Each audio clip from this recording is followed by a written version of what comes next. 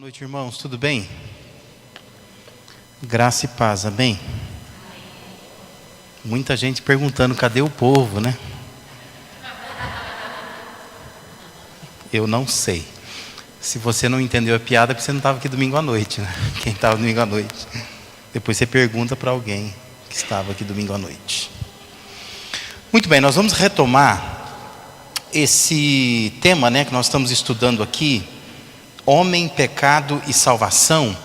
E eu quero partir de uma recordação, na verdade, da última vez, né, que nós estivemos falando, baseado em Gênesis capítulo 3, quando nós enfatizamos a questão de que o homem ele foi criado para se relacionar com Deus, mas mesmo assim ele caiu em pecado lá no Jardim do Éden.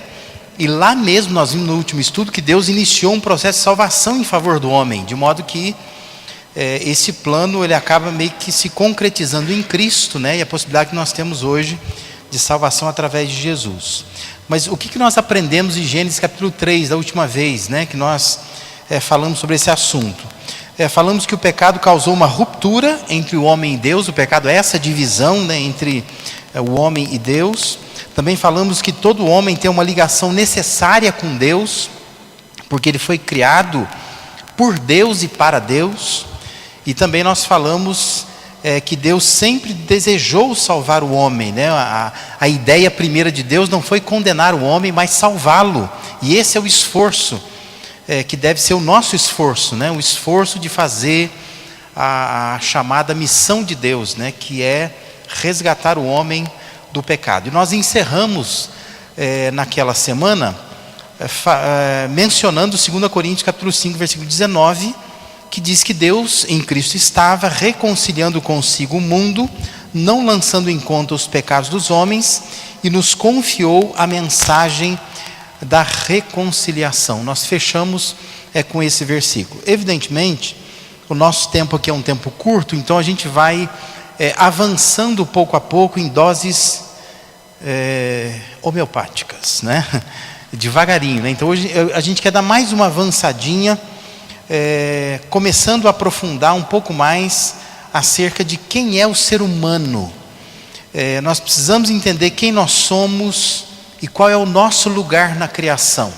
Queria te convidar a ficar de pé, abrir sua Bíblia no Salmo capítulo 8, e nós vamos ler este Salmo, Salmo capítulo 8, versos de 1 a 9, encontre aí na sua Bíblia, acompanhe. Eu vou ler aqui o Salmo 8, versículos de 1 a 9, na versão da NVI, tá? Salmo capítulo 8, versos de 1 a 9. Diz assim o Salmo: Senhor, Senhor nosso, como é majestoso o teu nome em toda a terra. Tu, cuja glória é cantada nos céus, dos lábios das crianças e dos recém-nascidos, firmaste o teu nome como fortaleza, por causa dos teus adversários, para silenciar o inimigo que busca vingança. Quando contemplo os teus céus, obra dos teus dedos, e a lua, as estrelas que ali firmaste, pergunto: que é o homem, para que com ele te importes? E o filho do homem, para que com ele te preocupes? Tu o fizeste um pouco menor do que os seres celestiais, e o coroaste de glória e de honra. Tu o fizeste dominar sobre as obras das tuas mãos, sob os seus pés tudo puseste. Todos os rebanhos e manadas, e até os animais selvagens, as aves do céu, os peixes do mar, e tudo que percorre as veredas dos mares. Senhor, Senhor nosso, como é majestoso o teu nome em toda a terra. Amém? Vamos orar? Pai, nós pedimos que o Senhor fale ao nosso coração, que o Senhor nos instrua, nos ensina, nos faça perceber qual é o nosso papel nessa criação maravilhosa do Senhor. Que saiamos daqui, ó Deus, encorajados pela Tua palavra. É a oração que fazemos em nome de Jesus. Amém, Senhor. Os irmãos podem se assentar. Então essa pergunta feita no Salmo, perceba que o Salmo fala sobre Deus, né? Dizendo que Deus é majestoso, mas no meio do Salmo ele está dizendo, quando ele contempla essa majestade de Deus, ele pergunta: que é o homem para que com ele te importes? O que é o homem, né? Quando você olha tudo isso que Deus fez, a criação de Deus, e ele vai esclarecer algumas coisas sobre o homem, né? Quem é o homem dentro dessa imensa criação que Deus fez? A Bíblia, ela vai declarar duas coisas a respeito do homem que são muito importantes, que a gente precisa entender. Primeira coisa é que o ser humano foi criado por um Deus pessoal. Entenda isso, né? O que isso significa? Significa que Deus, sendo um ser pessoal, é uma pessoa, não é uma força, não é uma luz, não é uma coisa, não é uma energia, mas um Deus pessoal cria o ser humano. Então o ser humano foi criado por este Deus. O ser humano, ele não aparece na terra. O ser humano não é resultado de processos evolutivos, né? O ser humano é uma criação de um Deus pessoal. Um Deus pessoal resolveu criar-nos. E depois nós vamos aprofundar um pouco mais nisso aqui. E uma outra verdade a gente precisa entender a respeito do ser humano que a Bíblia declara, é que o ser humano, tanto homem quanto mulher, foi criado à imagem e semelhança deste Deus. Esse Deus, que é uma pessoa, criou-nos para representá-lo, porque nós somos a imagem e a semelhança dele, né?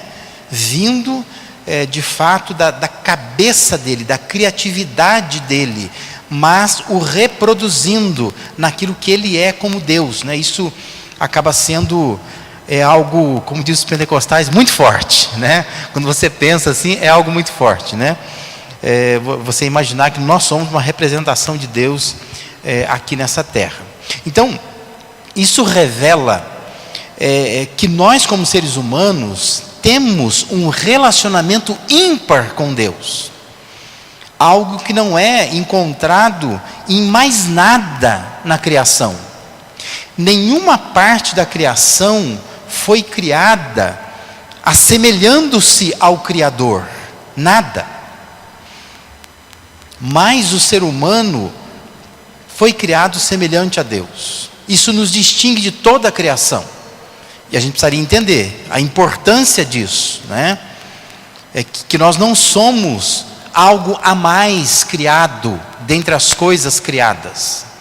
Mas como diz o Salmo 8, Deus nos coroou de glória, porque Ele nos fez a imagem e a semelhança dEle mesmo. A primeira declaração de que o homem foi criado à imagem e semelhança de Deus vai aparecer em Gênesis capítulo 1, o verso 26. Então disse Deus: façamos o homem a nossa imagem, conforme a nossa semelhança, domine ele sobre os peixes do mar, sobre as aves do céu, sobre os animais grandes de toda a terra e sobre todos os pequenos animais que se movem rente ao chão. Essa é a primeira declaração que aparece na Bíblia, dizendo que Deus iria fazer o homem à sua imagem e à sua semelhança, né? Uma reprodução, né? Isso que Deus iria fazer. Vamos fazer alguém assim, né? Aí vão dizer que esse façamos é plural, porque é uma conversa em trindade, né? Outros vão dizer que não, que isso é forçar o texto. Enfim, não é o nosso propósito aqui trabalhar com a trindade, mas entender que Deus decidiu que iria criar o ser humano à sua imagem. A partir daí, isso vai se repetir em Gênesis por 3 ocasiões. O versículo seguinte, né, que é Gênesis 1, 27, vai dizer que criou Deus o homem à sua imagem, a imagem de Deus o criou, homem e mulher os criou. Outro texto em Gênesis mesmo, capítulo 5, versículo 1, este é o registro da descendência de Adão, quando Deus criou o homem, a semelhança de Deus o fez. Perceba que sempre está repetindo esse conceito, porque ele é importante, ele é um diferencial do ser humano, ele é criado à semelhança de Deus. E por fim, Gênesis capítulo 9, versículo 6, vai dizer que quem derramar sangue do homem, pelo homem seu sangue será derramado, porque a imagem de Deus foi o homem criado. Quando você vai para o Novo Testamento, no Novo Testamento, Paulo escreveu aos Coríntios assim: o homem não deve cobrir a cabeça, visto que ele é imagem e glória de Deus, mas a mulher é glória do homem. Esse é outro assunto, né? Mas assim, em 1 Coríntios capítulo 11, o que Paulo está discutindo é a diferença de homem e mulher, questões de quem é o cabeça, quem deve ser submissa, e ali ele vai dizer que o homem, ele é imagem e glória de Deus, mas note, ele não vai dizer que a mulher é glória e imagem do homem, não, a mulher é só glória do homem, mas não é imagem do homem, né? A mulher também é imagem de Deus, né? Paulo não ia ter a coragem de desfalar o que foi falado lá em Gênesis, né? A mulher também é criada à imagem de Deus. A questão só aqui é que ele está dizendo que o homem é feito à imagem de Deus e ele é para o prazer de Deus, né? Para glorificar a Deus. E está dizendo que a mulher é para a glória do homem, é para satisfazê-lo, né? Essa é a ideia. Mas esse é outro assunto, a gente pode falar nisso em algum encontro de casais, né? A Eva está fazendo um sinal ali, né? Não a Eva do Adão, né? Mas a Eva do José Carlos. Também a carta de Tiago, ela vai dizer assim: com a língua nós bendizemos ao Senhor e Pai, e com ela nós amaldiçoamos os homens, feitos a semelhança de Deus. Percebe como é importante essa questão de que o homem, o ser humano, é feito à semelhança de Deus. Então, Gênesis capítulo 1, versículo 27, fundamenta de que tanto o homem quanto a mulher foram criados à imagem e semelhança de Deus, embora o método de criação do homem e da mulher, se assim podemos chamar de método, foram diferentes, né? E é isso que eu queria me aprofundar um pouco mais com você nessa noite aqui. Primeiro, como é que o homem foi criado? Como é que a Bíblia descreve isso? Gênesis 2, verso 7, diz que então o Senhor Deus formou o homem do pó da terra, e Deus soprou em suas narinas o fôlego de vida, e o homem se tornou um ser vivente. Algumas versões vão dizer que o homem passa a ser alma vivente, né? A maneira como Deus cria o homem é muito mais didática do que necessária. E é bom que a gente entenda isso, né? Ou seja, se Deus criou o mundo, como diz na teologia do ex nihilo, né? Quer dizer, Deus criou o mundo do nada. Deus não precisava de nada para criar o mundo. Ele foi dizendo: haja luz, houve luz, né? Haja isso e houve isso, né? Então Deus foi criando assim, a partir do nada. Se Deus criou o mundo do nada, Deus não precisava criar o homem do pó da terra. Concorda comigo? Né? Isso é uma questão lógica. Se Deus consegue criar todo um sistema do universo, do planeta, de funcionamento, de mecanismos, a partir do nada, por que Ele precisa criar o homem do pó da terra? A não ser que Deus quisesse ensinar alguma coisa com isso.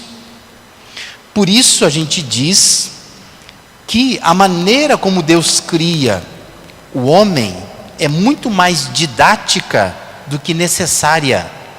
Essa forma de criar não era necessário. Deus não precisava pegar nada para criar o homem, não precisaria pegar o pó da terra para criar o homem, a não ser que Ele quisesse ensinar alguma coisa. A ideia é revelar Deus como um artista, um Deus que cria, que modela uma pessoa e o faz do pó da terra, porque quer mostrar que o ser humano tem ligações com essa terra, né? E que Deus é como o oleiro, que é uma ilustração repetida muitas vezes no Antigo Testamento, que faz com o barro do jeito que Ele quer. Então essa é a ideia, é retratar um Deus como um oleiro, lidando com barro, se deleitando em sua obra, decidindo cada detalhe de como essa obra deveria ficar. Na verdade, a intenção é mostrar como que Deus nos vê como pessoas especiais, coisa que às vezes nós não nos vemos, não é? A gente acha que nós somos só...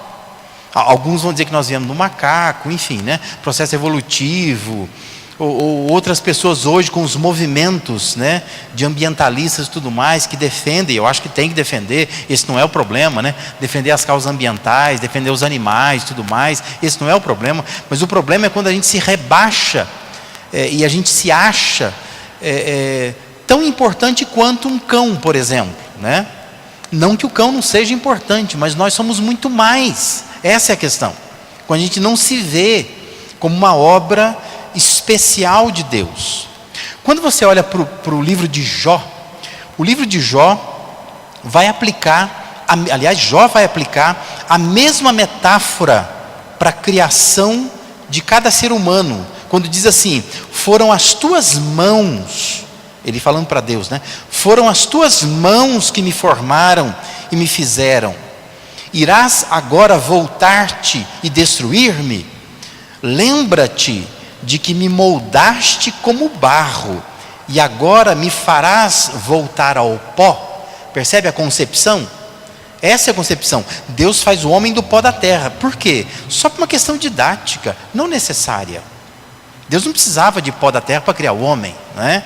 Ele não precisa ficar fazendo pesquisa para ver se tem elementos no corpo humano do pó da terra. Isso é besteira. Porque isso não é necessário. Deus não precisava do pó da terra para criar um ser humano. Deus só faz com o propósito de ensinar. E o que Ele quer ensinar é essa ideia de que Deus moldou-nos com a sua mão, como se fosse um oleiro mexendo com um vaso, né? Com uma peça, que Ele quer dar contornos, quer colocar detalhes, porque o que Ele está fazendo é uma obra dEle, é especial para Ele, né? Isso deveria mudar a nossa visão com respeito a nós mesmos. O próprio livro de Jó, ele vai apontar para essa realidade novamente, quando ele vai relatar o Eliú, que é um dos amigos de Jó, afirmando assim, está em Jó 33, versículo 6, sou igual a você diante de Deus, eu também fui feito do barro. Percebe? Que é uma concepção antiga, né? Também fui feito do pó. Não é só o Adão que é feito do pó. Todos nós fomos feitos do pó. Porque essa ideia de fazer do pó é uma ilustração, né? É didático, é para ensinar. Não é uma coisa necessária. Presta atenção no que eu estou dizendo. Eu não estou dizendo que Deus não pegou do pó da terra e formou o Adão. Não estou dizendo isso. Nem sei se não fez, se fez, né? Não estava lá, né? O que eu estou dizendo é que não era necessário Deus pegar do pó da terra. É só um propósito didático. Dispensa-se qualquer coisa, né? Deus podia pegar um tronco de árvore, podia pegar, sei lá, uma fruta podre, podia pegar qualquer coisa, né? Mas por que Ele pega do pó da terra? Porque Ele quer ensinar. Mas isso é desnecessário, na verdade. É só para um fim didático. Em vários outros momentos vai ficar evidente nas Escrituras que o Deus que nos fez, Ele tem poder sobre a sua arte, que nós somos arte de Deus, e Ele pode nos moldar como Ele bem entende. São textos que estão apontados ali na tela, embaixo, somente a referência, mas eu vou ler para você aqui. Por exemplo, Isaías 64, versículo 8, contudo, Senhor, Tu és o nosso Pai, nós somos o barro, Tu és o oleiro, todos nós somos obras das Tuas mãos. Essa é a concepção hebraica antiga, do Antigo Testamento, de que Deus nos faz com as Suas mãos, né? Não é só o Adão, mas Deus nos faz com as Suas mãos. Se você ler, que não está citado aqui, o Salmo 139, Davi vai dizer que Deus o teceu no seio de minha mãe, né? No ventre de minha mãe, aliás. Deus o teceu. A ideia é como se fosse um tecido, né? Que você vai alinhavando, você vai formando aquele tecido. Então, essa é a ideia que nós deveríamos ter, que Deus é quem nos faz. Crianças nascem, não é assim, nasceu simplesmente por um processo de que um homem e uma mulher tiveram uma relação sexual e nasceu uma criança. De novo, isso deveria nos ajudar nessa discussão do aborto, né? Cada pessoa que nasce, Deus está formando essa pessoa, como se fosse um oleiro, formando, determinando uma obra de arte. Não é uma coisa assim, né, que acontece por processos naturais. Outro texto, de Jeremias 18, versículo 6. Ó comunidade de Israel, será que não posso eu agir com vocês, como fez o oleiro? Pergunta o Senhor. Como barro nas mãos do oleiro, assim são vocês nas minhas mãos, ó comunidade de Israel. Sempre essa ilustração vai ser aplicada, né? Deus que formou o homem, como se fosse um oleiro moldando o barro, tem poder sobre esse homem, sobre essa arte que ele criou. E o Isaías 45, versículo 9 diz: ai daquele que contende com seu Criador, daquele que não passa de um caco entre os cacos no chão. Acaso o barro pode dizer ao oleiro: o que você está fazendo? Será que a obra que você faz pode dizer: ele não tem mãos? Né? Está dizendo assim, se nós somos criação de Deus, nós não podemos ficar questionando Deus. Quem somos nós para isso, né? Para ficar agora brigando com o oleiro, visto que nós somos obra das mãos de Deus. Então, o homem foi formado a partir, diz o texto de Gênesis, do pó da terra. Por que foi feito assim? Por um propósito muito mais didático, para ensinar, do que um propósito que fosse uma necessidade. Deus, o que eu vou pegar, né, para criar o homem agora? Caramba, né? Pego da terra mesmo, né? Porque essa é a impressão que nós temos, né? O que Deus fez, né?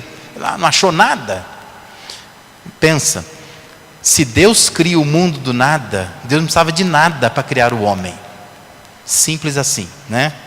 Por que Deus pega do pó da terra? Porque tem essa proposta de nos ensinar que Ele é o oleiro que está moldando, né, como se fosse uma obra de arte, moldando o barro, e o barro vem do pó da terra. Muito bem, esse é o homem, né? Como é que a mulher foi criada? Outra questão, né, acaba sendo um método diferente. Gênesis 2, versos 21 a 23, dizem: então o Senhor Deus fez o homem cair em profundo sono, e enquanto este dormia, tirou-lhe uma das costelas, fechando o lugar com carne. Com a costela que havia tirado do homem, o Senhor Deus fez uma mulher e a trouxe a ele. Disse então o homem: esta sim é osso dos meus ossos e carne da minha carne.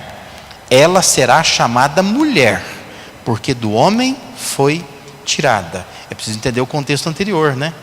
Lembra que Deus faz toda uma ciranda com Adão, para que o Adão percebesse que ele não tinha alguém que lhe correspondesse.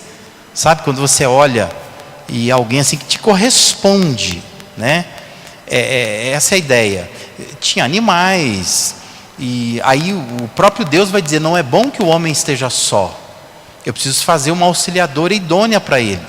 Só que antes disso, Deus pede para o homem nomear os animais, e a gente supõe que Deus tenha feito isso porque Ele vai perceber que os animais estão em casais, né? Então vai passando lá, tem um elefante, elefoa, o leão, a leoa, e Ele vai dando nome para esse pessoal todo. O texto vai dizer: porém para o homem não achava alguém que lhe correspondesse, né? Eu acho que é imaginar demais, né, que o Adão tivesse procurando entre os animais uma companheira, né? Eu já vi, especialmente quem dá palestra para casais, dizer isso, né? Graças a Deus que Adão não gostou de ninguém, né?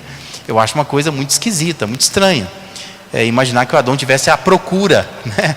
E de repente escolhesse, sei lá, um animal qualquer aí, né? A fêmea de um animal, né? Roubasse, né? A mulher de algum bicho. Eu não acho que o texto está propondo isso, né? Mas eu acho que a ideia, sobretudo, é mostrar assim, que não se achava por homem alguém que lhe correspondesse. Quer dizer, o homem não tinha um par, só tinha ele. Então, depois dessa ciranda toda, para que ele percebesse a necessidade, Deus diz que tem que fazer o homem dormir. Aí faz o homem dormir, tira uma costela dele e tudo mais, faz uma mulher e traz para ele. E essa expressão, esta sim, osso dos meus ossos e carne da minha carne, é como se fosse como é que se fala isso? Uma vibração, sabe? Quando alguém diz yes, né? Alguma coisa assim, né? Alguma coisa assim, na expressão hebraica dá a ideia de uma felicidade muito grande, de uma empolgação, sabe? Aqueles desenhos que tem que o sujeito sai dando pulinho assim, batendo as perninhas, né? Alguma coisa assim, né? Demais. E é isso que ele diz. Finalmente, né? O osso dos meus ossos, carne da minha carne. É alguém que me corresponde. É o par perfeito. Essa é a ideia, né? Ele gostou muito do que Deus fez. Só que, veja, se Deus criou o mundo do nada, mas resolveu criar o homem do pó da terra, por que Deus não cria a mulher ou do nada ou do pó da terra? Né? Dá a impressão que Deus é meio assim, inventor mesmo, né? A cada dia que ele levanta, ele quer fazer de um jeito. Ora, você cria o mundo do nada, aí vai criar o homem. O homem eu vou criar do pó da terra, agora eu vou criar a mulher. Não, agora é outra receita. Mas por quê? Por que tudo isso, né? Novamente, a maneira de fazer é mais didática do que necessária. Deus não precisaria pegar uma costela do Adão para fazer a mulher, né? Hoje o Mateus não está aqui, o Mateus Bordion, mas uma certa ocasião na sala, o Mateus Bordion é osteopata, né? A gente estava numa sala de casais, começou a surgir esse assunto aqui, e eu falei para ele: Mateus, você que é especialista em ossos, me fala, falta alguma coisa? Porque eu já ouvi falar isso, né? Pastor pregando, dizendo que falta uma costela de fato do lado do homem, sei lá, do direito, do esquerdo, alguma coisa desse tipo. Eu falei: isso é bobeira, isso é mito, falta nada. Absolutamente nada. Não está faltando costela nenhuma. Se está faltando porque você quebrou em algum lugar, né? Se está com defeito, alguma coisa assim. Mas nenhum homem nasce faltando costela. Isso é um mito que às vezes roda na internet e tudo mais, mas não é fato, né? O que ele me diz que é fato é que a última costela do homem tem nela DNA para produzir um ser humano completo. Ele falou: isso é verdade, né? Existe aqui não sei se chama medula aí, sei lá como é que chama isso, né?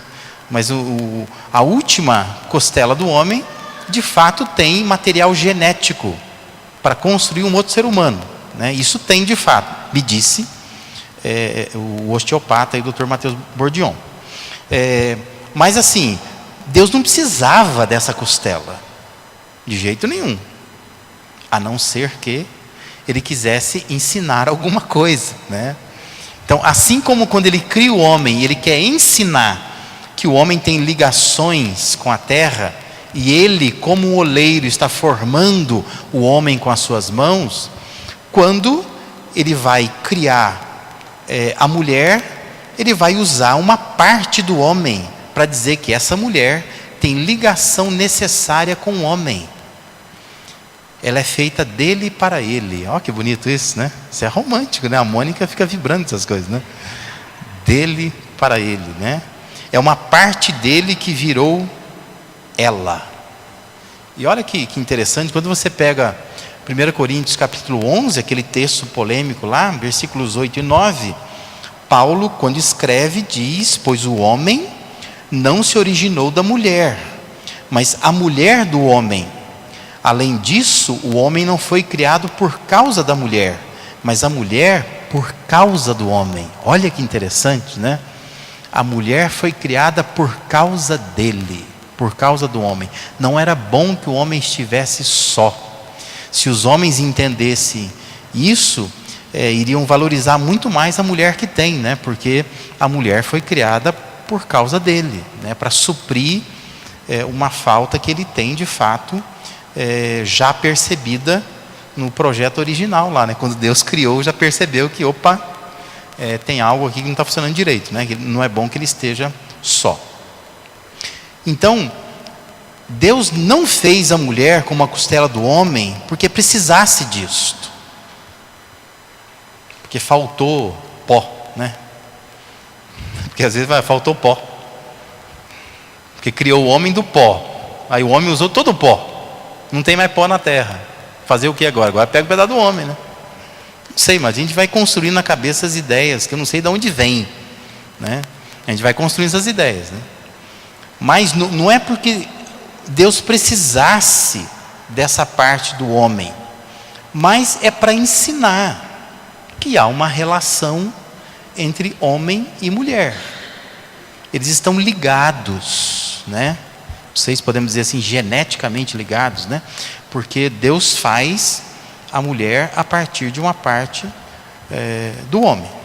Então, voltando à pergunta lá do Salmo 8, verso 4, quando contemplo os teus céus, obra dos teus dedos, a lua e as estrelas que ali firmaste, pergunto, que é o homem para que com ele te importes, né? Essa é a pergunta que o salmista faz. Então, entenda, o homem é criação de Deus, confeccionado de uma forma singular e feito à imagem e semelhança de Deus. Eu estou entendendo que você está entendendo que quando ele pergunta que é o homem para que dele te lembre, ele está falando do homem e da mulher, né? Do ser humano. O que é o ser humano? Para que dele te lembres.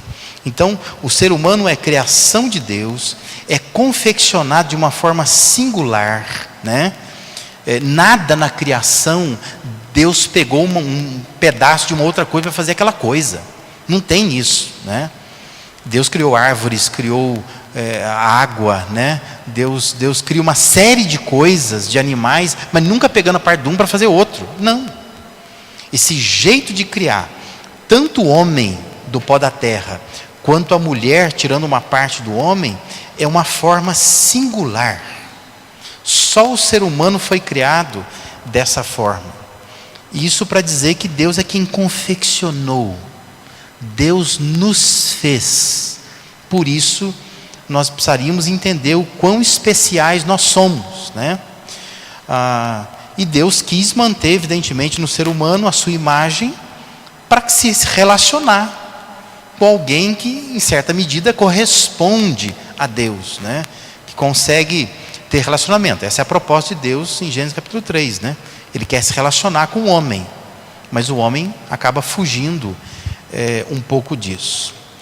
Eu não sei, mas hoje com esse mundo das redes sociais, a gente acaba tendo acesso a muitas coisas, né?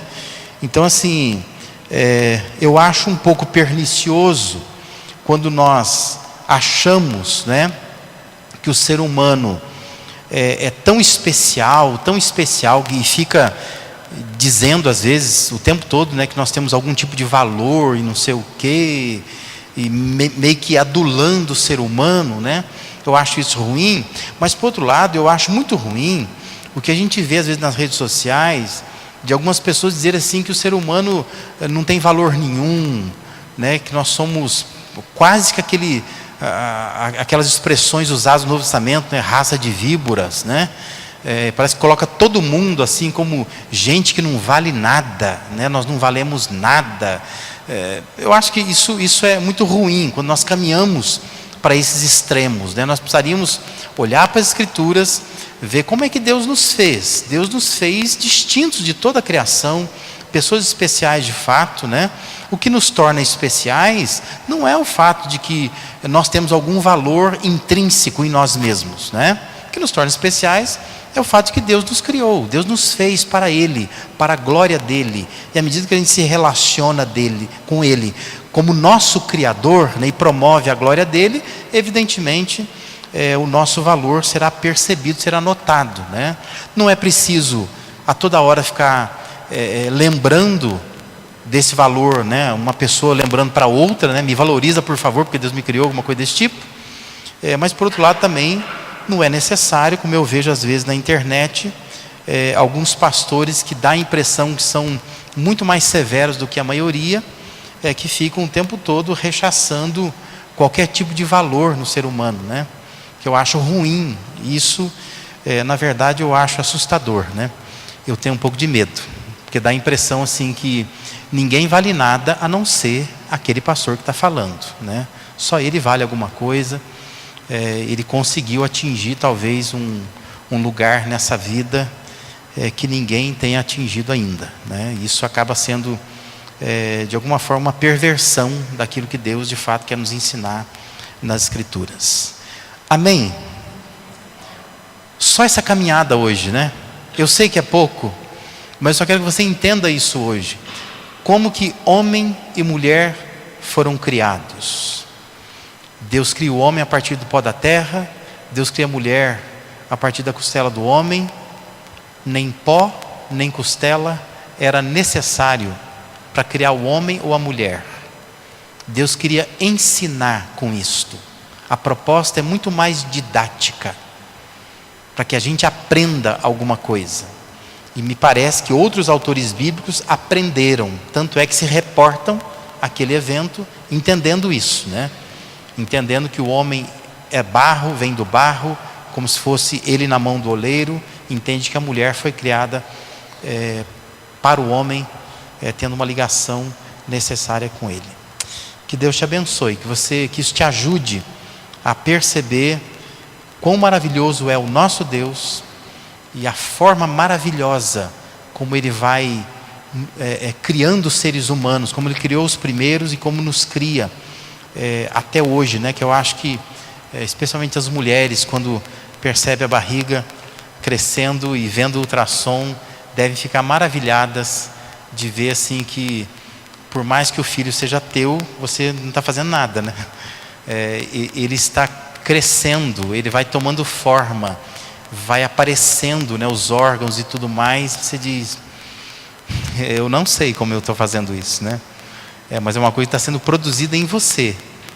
E depois sai a criança perfeita, chora, cresce, fala, anda, né? Da onde vem isso, né?